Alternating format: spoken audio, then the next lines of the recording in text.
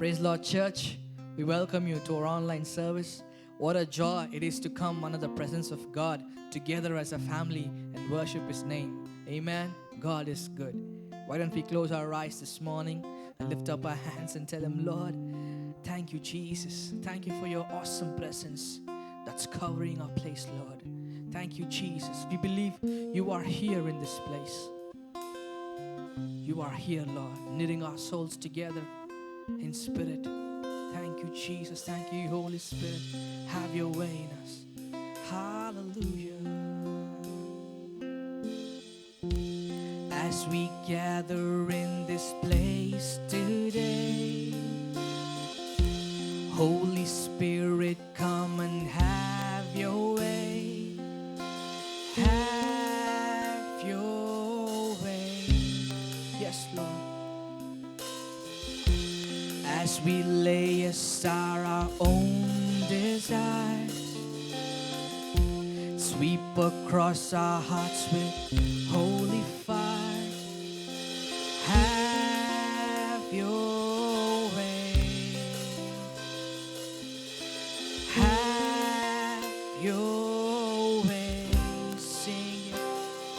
This is your house. It's your home. We welcome you, Lord, we welcome you. This is your house, it's your home. We welcome you today. Say, as we gather in this place today. Come on, sing with me. Holy Spirit, come and have your way. Have your way. As we lay aside our own desires, sweep across our hearts with holy fire. Have your way. Have your way. This is your house, it's your home. We welcome you, Lord, we welcome you. This is your house, it's your home. We welcome you today. This is your house. This is your house. It's your home. We welcome you, Lord, we welcome you. This is your house. It's your home. We welcome you today. As we offer up our hearts and lives, let them be a living sacrifice. Have your way. Glorified in everything we do. Yes, Lord. Be glorified in everything we say. Have your way. Have your way. This is your house. This is your house. Yes, Lord. Your home. We welcome you, Lord, we welcome you. This is your house, it's your home. We welcome you today. This is your house, this is your house, it's your home. We welcome you, Lord, we welcome you. This is your house, it's your home. Lord, we welcome you today. This is your house, this is your house,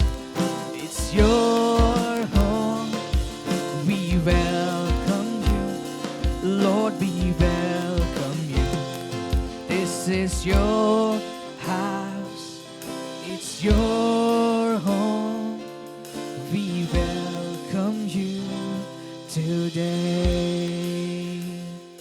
This is your house, it's your home. We welcome you today. Lord, we welcome you today. As we pray, Lord, draw near. It's your voice, long to hear. Yes, Lord, it's your voice that we long to hear. Holy Spirit, draw near, oh God. Oh, draw near to us. We want to hear your voice, Lord, because this is your house, it's your home. Lord, we welcome you. Lord, we welcome you. This is your house, it's your home. We welcome you today. Yes, Lord. Put your hands together, church, and give God the glory.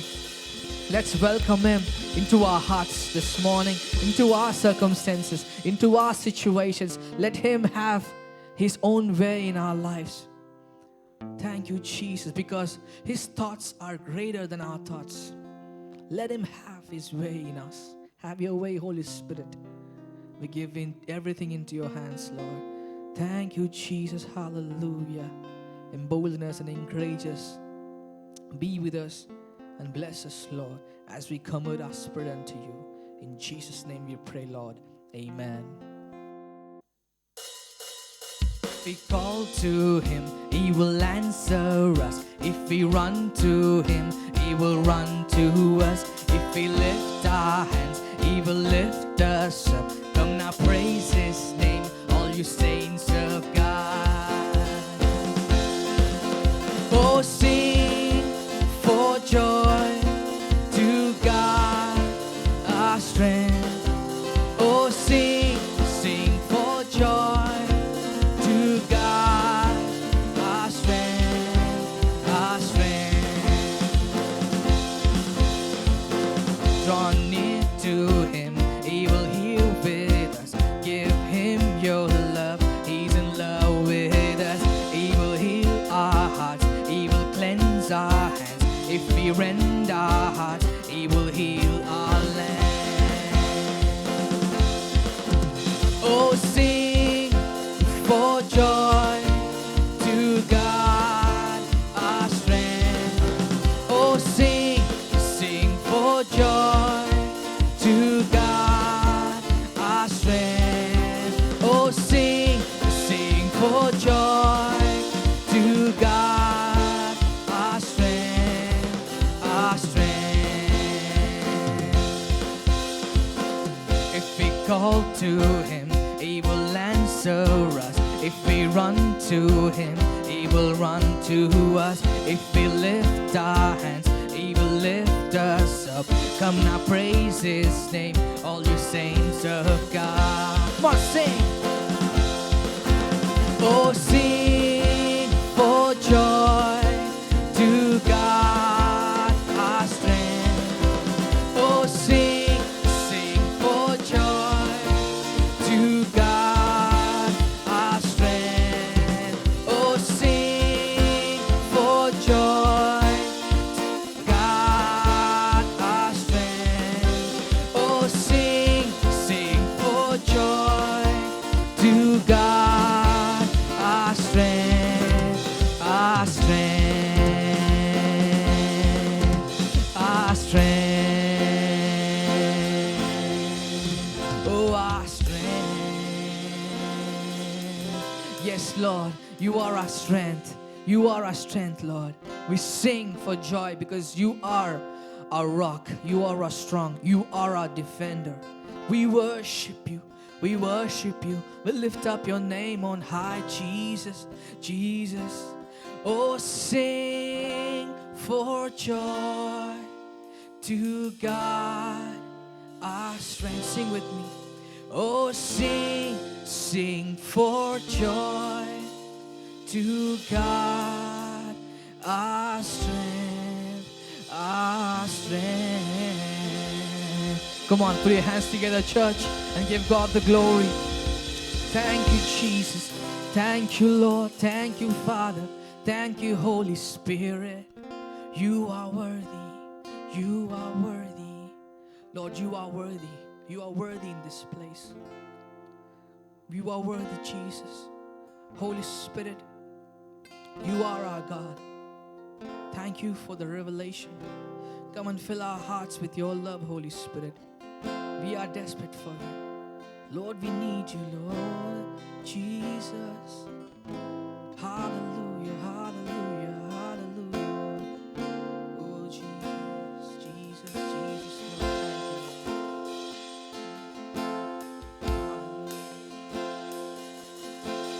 All the saints and angels, they bow before your throne. All the elders cast their crowns before the Lamb of God and sing, you are worthy of it all. You are worthy of it all.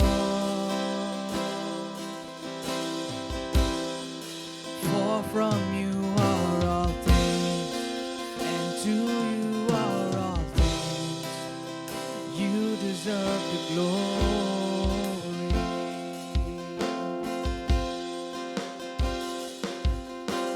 All the saints and angels, they bow before your throne. All the elders cast their crowns before the Lamb of God and sing, you are worthy of it all. Yes, you are. You are worthy of it all. For from you are all things, and to you are all things. You deserve the glory. Say you are worthy. You are worthy of it all. Yes, Lord. You are. You are worthy of it all. For from you are all things, and to you are all things. You deserve the glory.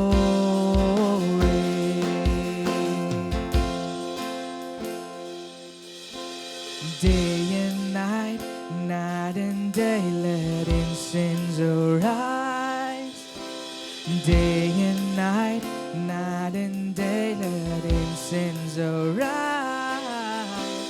Day and night, night and day, let incense arise. Day and night, night and day, let incense arise. Day and night, night and day, let incense arise. Day and night, night and day, let incense arise. Day and night, night and day, let incense arise. Day and night, night and day. You are worthy of it all. You are worthy of it all. For from you are all things, and to you are all things. You deserve the glory.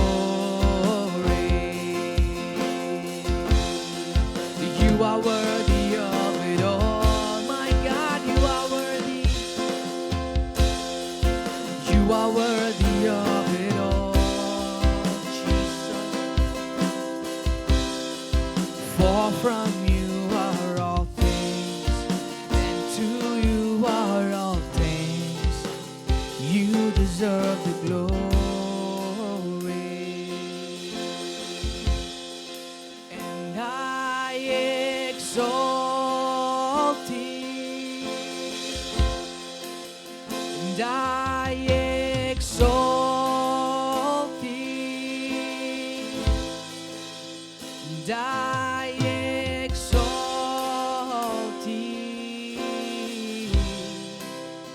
Oh Lord, and we exalt thee, and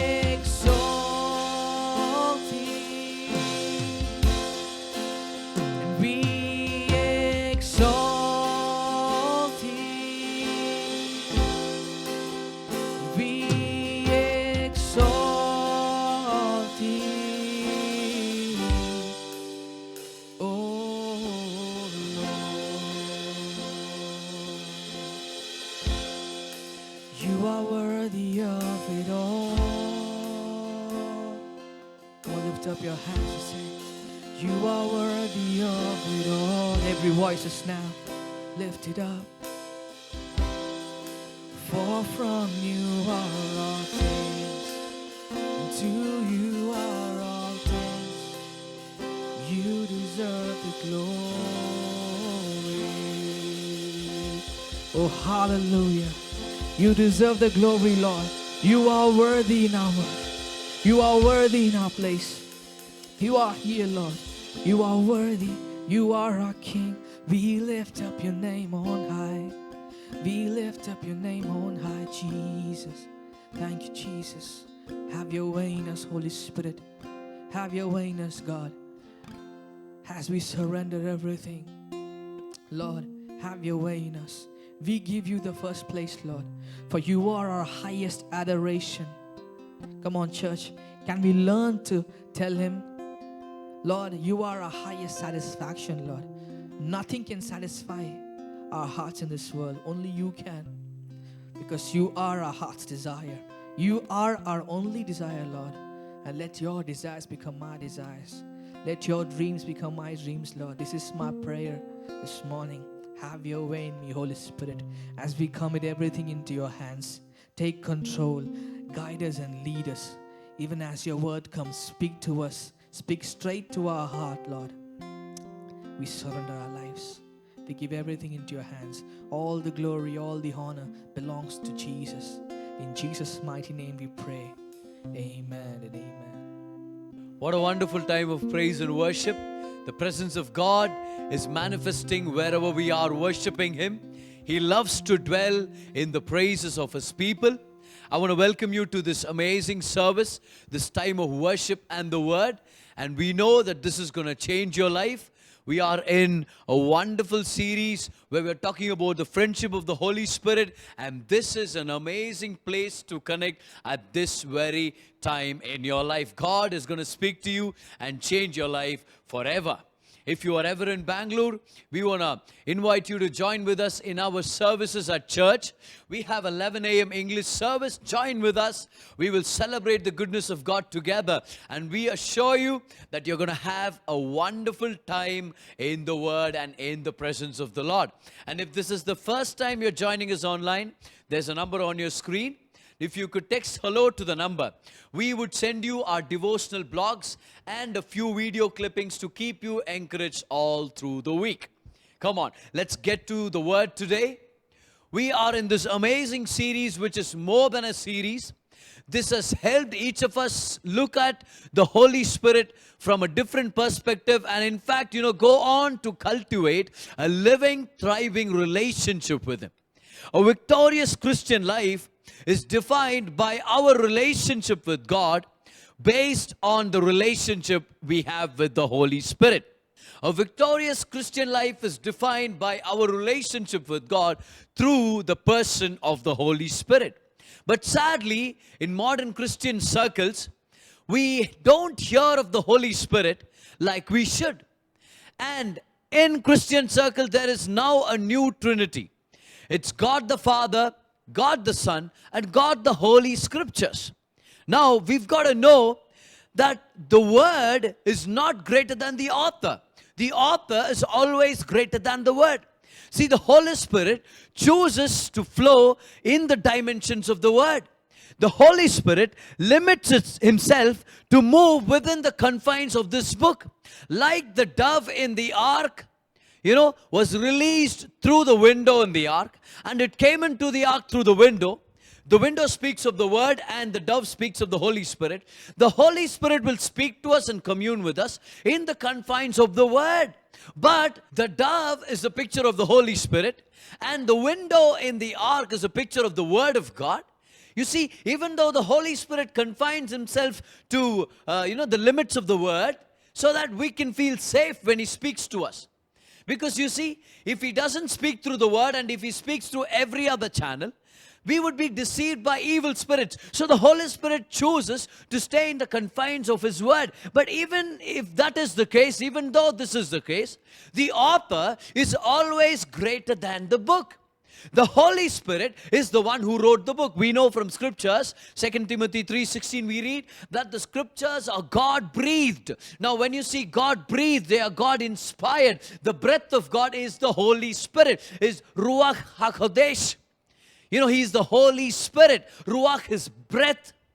Come on. And the Greek word for spirit is pneuma. Pneuma also is used for breath. So, if the word of God, the scriptures that we have are God-breathed, then they were authored by the Holy Spirit. So now, we've got to know that the author is always greater than the book. So we have a new Trinity, God the Father, God the Son, and God the Holy Scriptures. And the Holy Spirit has become the forgotten God. He's become the forgotten God in the life of the believer and in the work of the church. He's become the forgotten God. And some of them have rendered, or rather limited, the Holy Spirit to tongues. Friend, tongues is the gift of the Spirit. The gift is not the giver. The giver is always greater than the gift. Just because you speak in tongues, it does not mean that you have a relationship with the Holy Spirit. You see, at my wedding, in my wedding reception, I received a lot of gifts, my wife and I, and we opened, all of them, and some of them are still in my house. But there are a few gifts, I don't know who I received it from. I still use the gifts. We still use the gifts in the kitchen and in various places in our houses. We do use them. But just because I use the gift does not guarantee that I have a relationship with the giver. I have so many gifts that I've forgotten who gave them to me because I'm no longer in touch with them. And years later, I still have the gift, but I have no active relationship with the giver. It could be the case with the Holy Spirit. You can be a tongue-talking believer, but it does not mean that you are pursuing and cultivating a relationship with the Holy Spirit. The Holy Spirit is bigger and greater than tongues. Tongues is good. I speak in tongues. Let's all speak in tongues. But the giver of the gift is always going to be greater than the gift itself. And few other people have, they have brought down the Holy Spirit to the symbols that are seen in the Bible. Oh, he's a dove. He's fire, he's wind, and he's waters, and he's wine. And they limit him to his symbols, and they're like, how can I relate to a dove? How can I cultivate a friendship with water, with fire, with wind? Friend, those are symbols of the Holy Spirit. The Holy Spirit is a person. Those are just symbols. Let's not, misappropriate the symbols with the person, and let's not forget that he wants our fellowship. Friend, the Holy Spirit is a person, and he is the Almighty God. He's the one who created the heavens and the earth. He was involved right from the beginning, all the way to the book of Revelation until the very last verse. He is God Almighty. Just because he comes third in God the Father, God the Son, God the Holy Spirit, it does not mean he is of lesser value or that he is a lesser God or a smaller God. He is God, he is a person, and he wants to have a fellowship with us. And because the carnal mind cannot understand the things of God, like it says in 1 Corinthians 2:14, and due to the presence of a few erroneous teachings as well, the Holy Spirit has become the most misunderstood person on the earth. When you think about it, he's the most important person on the earth. Did you know that? The most important person on the earth is not the President of the United States. It's not the wisest man that he lives presently. It's not the most educated person. It is actually the Holy Spirit. And the tragedy is this: the most important person on the earth is the most underrated person on the earth. He's the most misunderstood person on the earth. And the person who is the most important person has become the least acknowledged in the church. I'm talking about the Holy Spirit. People are afraid to talk of Him. People are, intimidated by the move of the Spirit, and they're like, oh, we want order in the church, and we don't want to see the manifestations of the Spirit. And when the Holy Spirit manifests, my friend, healings will happen. Our services could be disrupted, and our plan may not go according to what we have said. But the point is this: the church ultimately belongs to the Holy Spirit. It's the Spirit and the bride that says, come. It's the Spirit that works with the bride that causes revival. It's the Spirit that works with the bride that causes the church and the believers to flourish. Apart from the Spirit, there is no church. On the birthday of the church, on the day of Pentecost, God sent the Holy Spirit and He filled them and He gave them the gift of tongues. It's all about the Spirit, my friend. But this is such a sad thing, The church has forgotten the Holy Spirit, and the Holy Spirit has become the most misunderstood, the most underappreciated, the least acknowledged person in the world, but He is the most important person in the universe. So what is He like, and what does He want? We've got to go to our theme verse in order to glean that truth. We'll go to 2 Corinthians 13 and verse number 14. The grace of the Lord Jesus Christ and the love of God and the communion, the fellowship, the friendship, and the fellowship of the Holy Ghost be with you all. Amen. And the fellowship of the Holy Ghost. We've got to notice that He wants to give us fellowship. But notice, you cannot have fellowship with an object. So He is a person.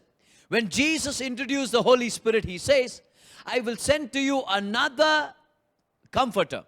I will send to you another Parakletos, and He will abide with you. The Holy Spirit is not an it, not limited to a symbol or a feeling or a manifestation or a gift. He is a person, and He wants to give us His friendship. Now notice that when you say the grace of our Lord Jesus Christ, it is what Jesus Christ gives us. We don't initiate it, He initiates it. And when you talk about love of the Father, it is not love to the Father or love for the Father. It's love of the Father. He gives you His love as a Father.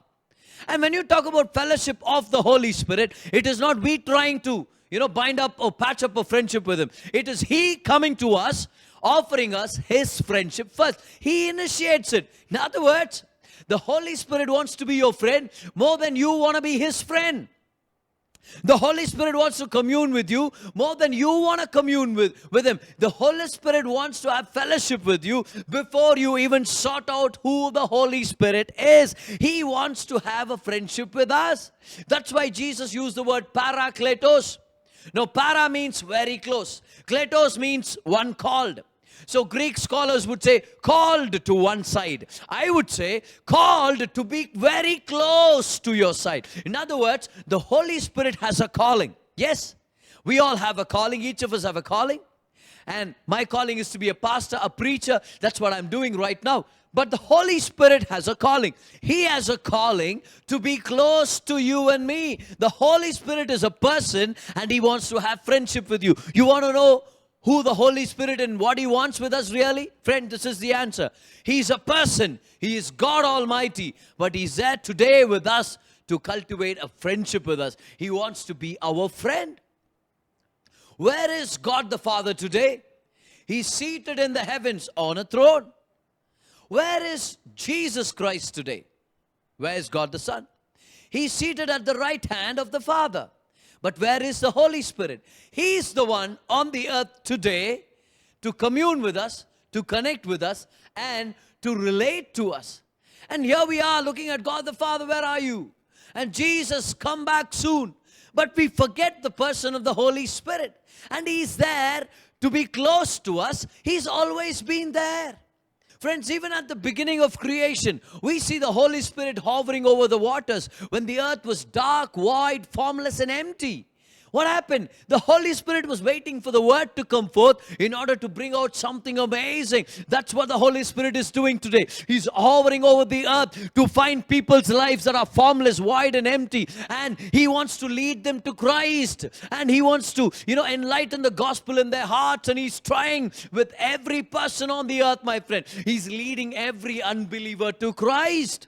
Why? Because He wants to cleanse them. He wants to love them. He wants to stay in their heart. He wants their friendship.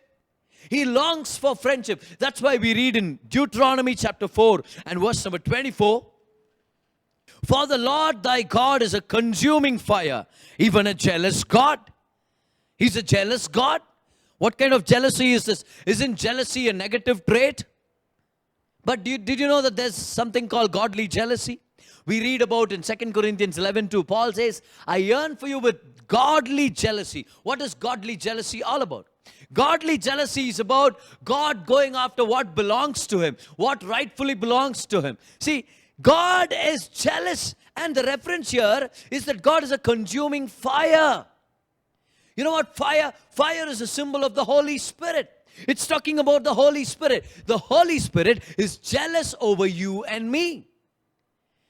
Now, I have another verse. We'll read this verse in James chapter 4 and verse number 5. Do you think that the scripture says in vain that the spirit that dwells in us lusts to envy? Whoa, what a verse that is. The spirit that dwells in us lusts to envy. In other words, the spirit that is living in us with a godly jealousy is yearning for us. Yearning for what? Yearning for the time that belongs to Him. Yearning for the attention that belongs to Him. Yearning for the position of a best friend that only belongs to Him.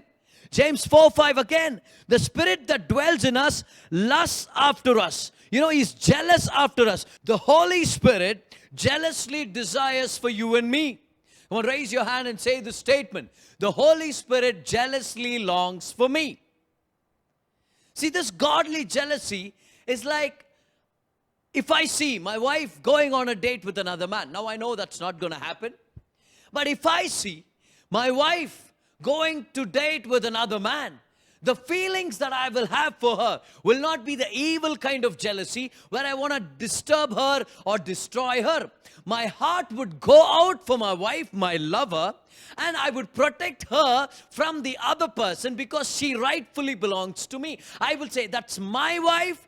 That's my date night. That's my time. That's my attention. You get out of this area, this zone, and never come near my wife again. I will become some other guy that day. See, that's called godly jealousy. Come on, how many of you are understanding something? I'm putting my marriage on the line to explain all these truths, but this is the fact, my friend. The Holy Spirit jealously longs for you and me. That means He can be sad. When we don't give Him the time of the day, He is God. He's come down to live with us in order to cultivate a friendship with us. And here we are many a times caught up with the work of the world. We are busy. We are scheduled, and our days are full with ministry. Even ministry can be a distraction. Yes.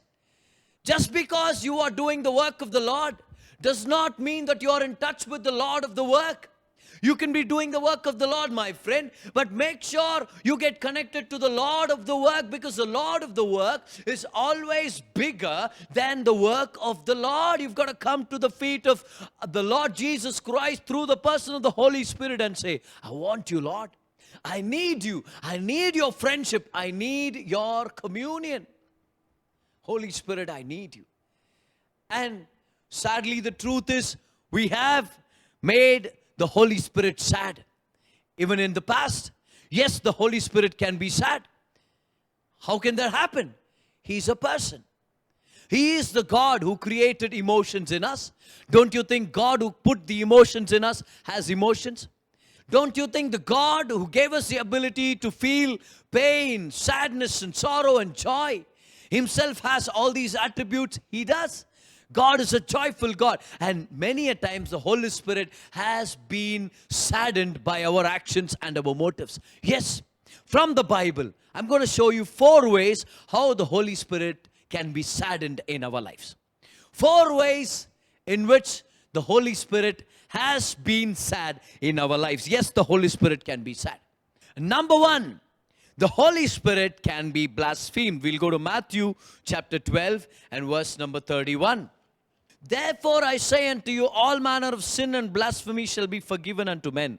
But the blasphemy against the Holy Ghost shall not be forgiven unto men. The Holy Spirit can be blasphemed. Now, the situation in the story is when the people, the religious people, they attribute the works of the Holy Spirit to a devil, to the work of a devil. All right? In other words, actually what they were doing was this. You see, the Holy Spirit, through the miracles that Jesus was performing, was drawing their hearts to Jesus. He was working on their hearts in order for them to believe in Jesus as their Messiah. So this is equivalent to the Holy Spirit's ministry to an unbeliever. Not to the believer, to an unbeliever. Where the Holy Spirit goes after the unbeliever and convicts him of his sin and shows him to a Savior and says, I'm going to lead you to the Savior. It's a conviction of the Holy Spirit that works in the hearts of people who don't yet believe in Jesus as their Lord and Savior. So blasphemy of the Holy Spirit is essentially rejecting Jesus as the Savior. That way, the Holy Spirit can be blasphemed. Now, you've got to note that this blaspheming cannot be done by a believer. Why? Because the blasphemy of the Holy Spirit is the sin of rejecting Jesus. Now that I've accepted Jesus, how is it ever possible for me to commit that unpardonable sin? It's not possible because it's the sin of rejecting Jesus. Can the Holy Spirit be blasphemed? Yes, by the unbeliever. Point number 2, the Holy Spirit can be hurt. Now, all the other things are applicable to the believer. And one among those is the fact that the Holy Spirit can be hurt. We can hurt the Holy Spirit. Do we see any instance recorded for us in the Bible? Yes. We've got to go to Genesis chapter 6. I'm going to be reading verse number 3, 5 and 6. And the Lord said, my spirit shall not always strive with man. Come on, spirit. Talking about the Holy Spirit. This is God coming down to see what's happening on the earth. And he says, my spirit will not struggle with you, will not fight with you, will not fight for your fellowship and communion forever. For that he also is flesh, man is flesh. Yet his days shall be 120 years. And we'll go to verse number 5. And God saw that the wickedness of man was great in the earth, and that the imagination of the thoughts of his heart were only evil continually. You've got to remember those words. The imagination of the thoughts of his heart were only evil continually. And it repented the Lord that he had made man on the earth, and it grieved him at his heart. See, God says, the Spirit shall not strive with you always. And the reason that he gives us this, because man's heart is filled with evil. All his thoughts and imaginations are continually bent to do evil. Yes, you and I can hurt the Holy Spirit. How? You see, the Holy Spirit can be hurt by what we fill our heart with. The world is affected by our actions. But the Holy Spirit looks at our intentions, our heart's desires, our thoughts, and our imaginations. He looks at our motives, our ulterior motives. See, we can please men with our actions, but deep down, we might have things that are wrong. Deep down, we might be doing with the wrong motive, and the Holy Spirit looks at our heart. Yes, we can hurt the Holy Spirit with our thought life. What are you filling your heart with today? My pastor told me, watch your motives. Watch your motives. When you're dealing with finances, watch your motives. Okay? Be careful with your intentions. Keep your intentions clear. That's what he told me the last time I met him. Keep your intentions clear because the Holy Spirit is reading your intentions. He's looking at the way you deal with your boss. Are you looking at your boss as your source?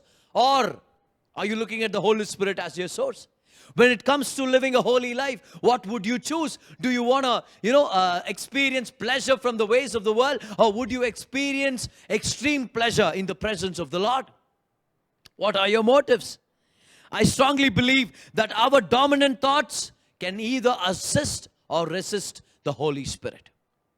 Our dominant thoughts can either assist or resist the Holy Spirit. Number one, the Holy Spirit can be blasphemed. If you reject Jesus as your Lord and Savior, He can be blasphemed.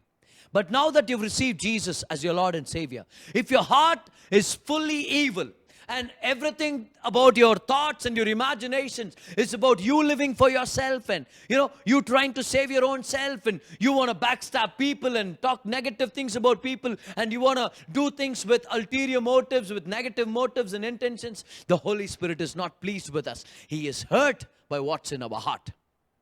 He is hurt by what fills our heart. Number three, the Holy Spirit can be grieved. We'll go to Ephesians chapter 4 and verse number 30. And grieve not the Holy Spirit of God, whereby you are sealed unto the day of redemption. There you see the phrase, do not grieve the Holy Spirit of God. We have another verse in Isaiah chapter 63 and verse number 10. But they rebelled and vexed His Holy Spirit. That's the word again, grieved. But the people of Israel vexed the Holy Spirit. Therefore, He was turned to be their enemy, and He fought against them. These were the days of Moses. What happened? The people grieved the Holy Spirit. Can a believer grieve the Holy Spirit? Yes. That's why the Apostle Paul writes it to the Ephesian church. Now, notice this, my friend. The Ephesian church is one of the most godly churches that ever existed in the early church time period. And Paul, writing to one of the most godly churches, he says, do not grieve the Holy Spirit. However godly you are, we are not far from grieving the Holy Spirit. Now, what's it all about? What's grieving the Holy Spirit all about? You know what it's all about? When you ignore His promptings, you are grieving the Holy Spirit. How does a believer grieve the Holy Spirit? When he constantly ignores the promptings of the Holy Spirit. In the way that he should go, in the way that he should deal with his family and relationships and finances and his bodily health. When the Holy Spirit prompts him, the believer, if he ignores it, there you go, the Holy Spirit is grieved. Dr. Martin Lloyd Jones says, grieving the Holy Spirit is to disappoint Him. Do not listen to His promptings that come to your mind. Come on. What is the grieving of the Holy Spirit all about? It's about not giving into the promptings of the Spirit and going about with our own carnal mindset and our own thinking, where we say, I know what I need in my life and I'm going to go after it no matter what. When all the while, the Holy Spirit has been tugging at our hearts to live a better life, to take the higher road, to follow His promptings in life. So number one, the Holy Spirit can be blasphemed, not by a believer, but the Holy Spirit can be hurt by the believer, by what fills his heart. What are you filling your heart with today? What are the stuff that you are reading, stuff that you're watching, stuff that you're listening to? Are they pleasing to the ears and the personality of the Holy Spirit? Are we pleasing Him, or are we lost in the pleasures of the world? Number three, the Holy Spirit can be grieved. Each time you ignore the prompting, the Holy Spirit is grieved. And there's another thing to be noted. See, sensitivity to the Holy Spirit is not how many times and how often you hear Him. Sensitivity is how quickly you respond when He speaks. How quickly do you respond when He speaks? Do you put it off for a week? Put it off for a day? Do you argue with Him all over, all through the day, discussing about whether to do it or not to do it? As long as you're delaying His prompting, to do His prompting, you are grieving Him. And number four, the Holy Spirit can be quenched.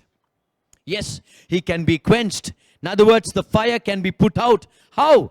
We'll go to 1 Thessalonians 5, verse number 19 to 20. Quench not the Spirit. Despise not prophesyings. It comes close to the gift of prophecy. And he says, quench not the Spirit. In other words, when the Holy Spirit moves in our churches, let's not act as if something's gone wrong.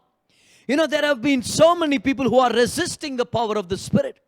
They put out the fire. That's the meaning of the word quench. So the Holy Spirit can be quenched. Why? Because some are coming against the manifestations of the Spirit. They don't speak in tongues anymore. They don't cast out demons anymore. No laying of hands on the sick. No healings. No manifestations. What happened? They say, no, we want order in the church. But friend, the church belongs to the Holy Spirit. And there is no order that is higher than the order of the Holy Spirit. Yes, God is not a God of disorder. He's not a God of confusion. There have been a few people who've reacted differently. Few people who've given into fleshly attributes which have come to be called as moving of the Spirit.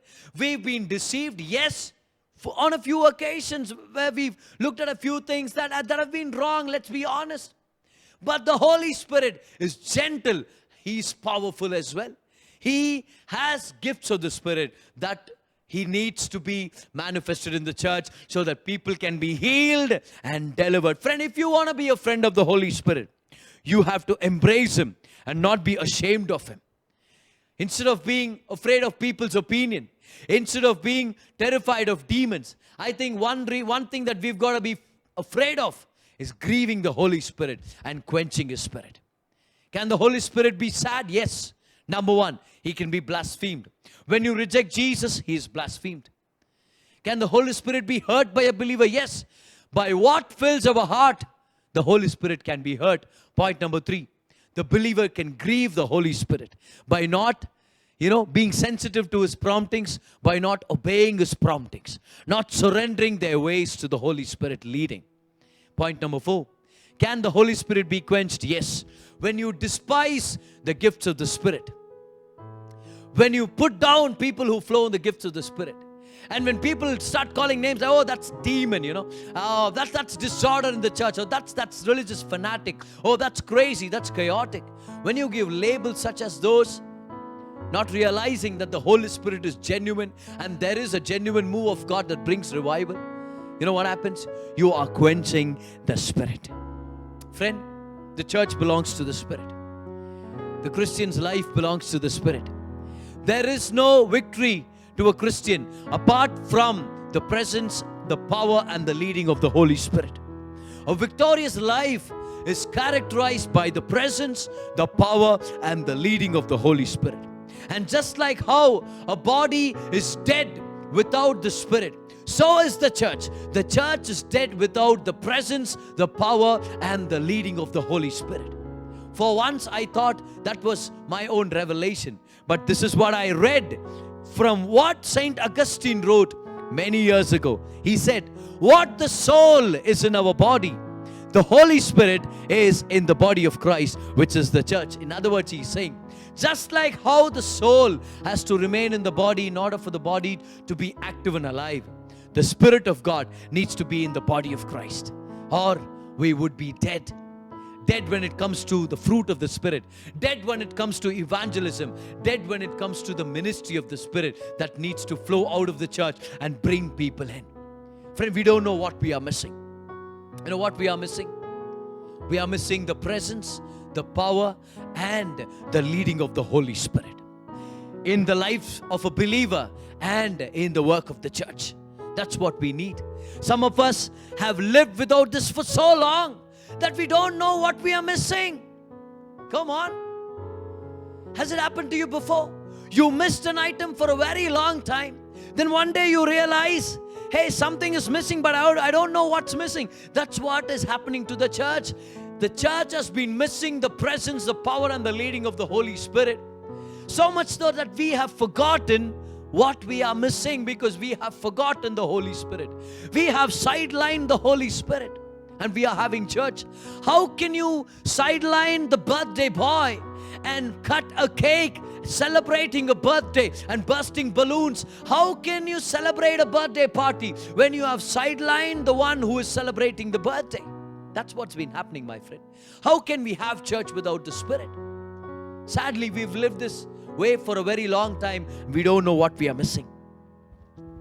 Somebody told a story of how a Christian singer rented a recording studio, and after an extensive sound audio setup and sound check, this singer, she began performing her first song, and halfway through the first verse she stopped, threw her hands in the air and she said, "It's no use.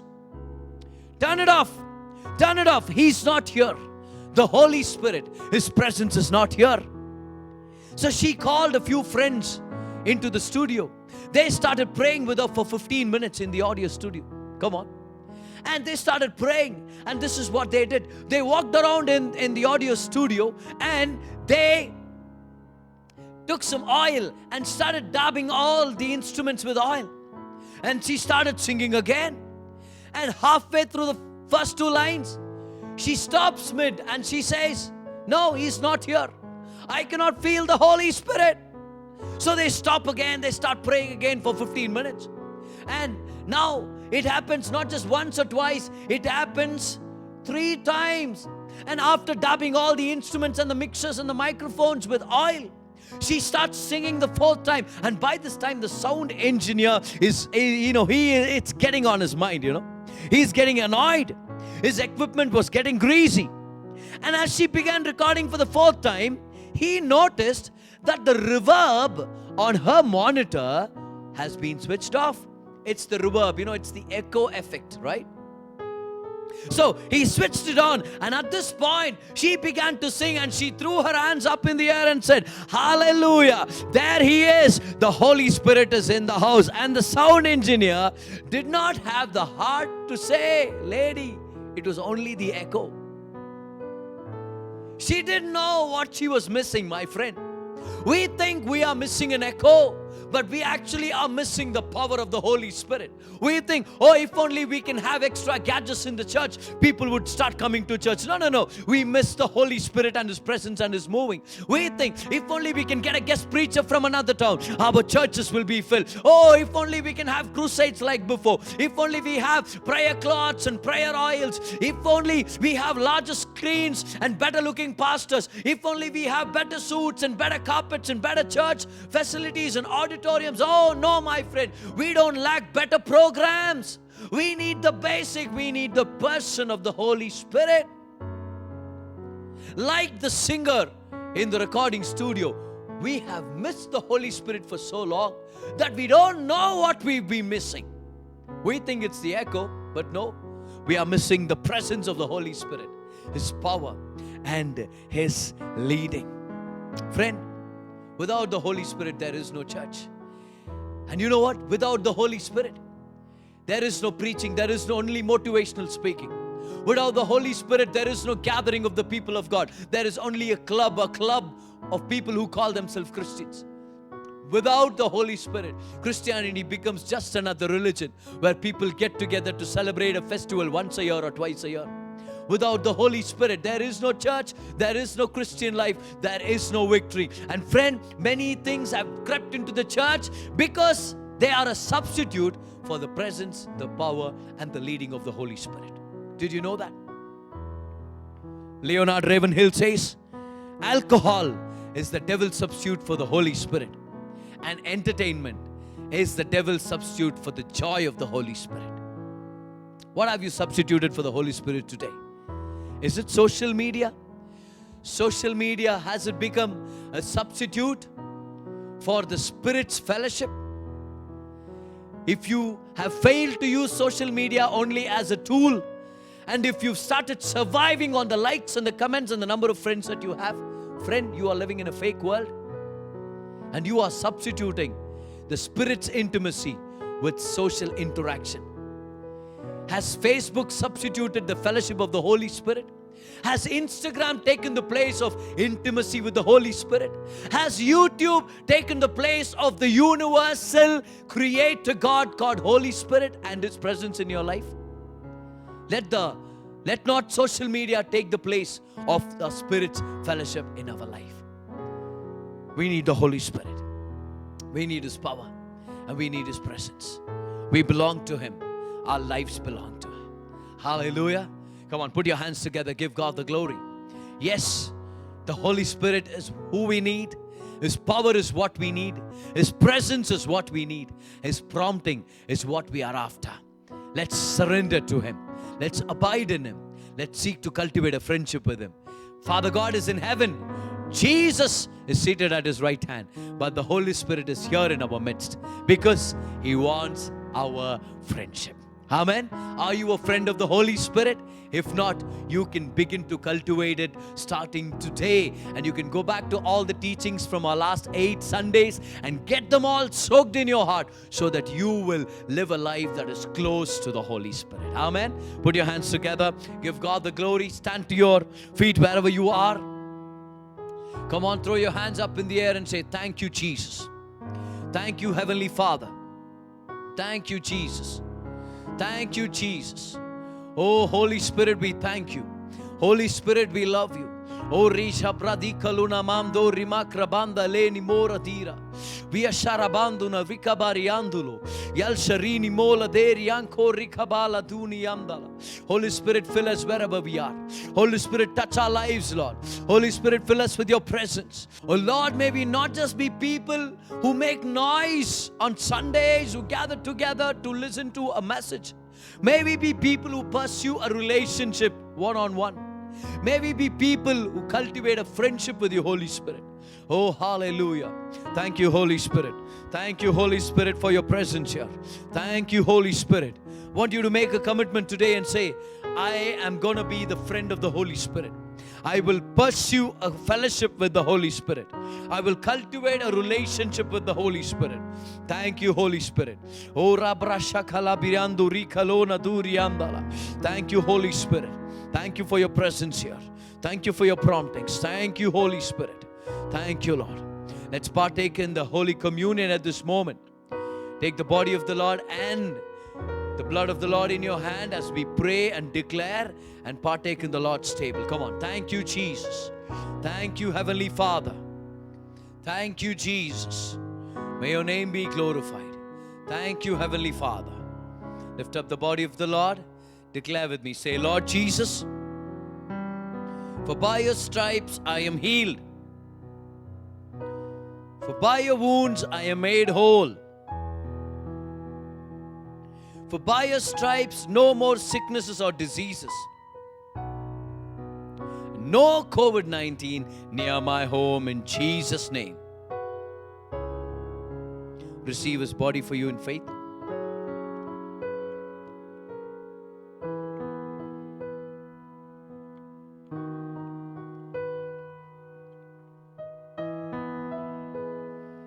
Lift up the cup of the blood of Jesus and say, Lord Jesus, for by your blood I am made righteous. For by your blood I am made worthy. For by your blood the Holy Spirit lives in me. His fellowship belongs to me. His friendship belongs to me. And my life is in good hands in Jesus' name.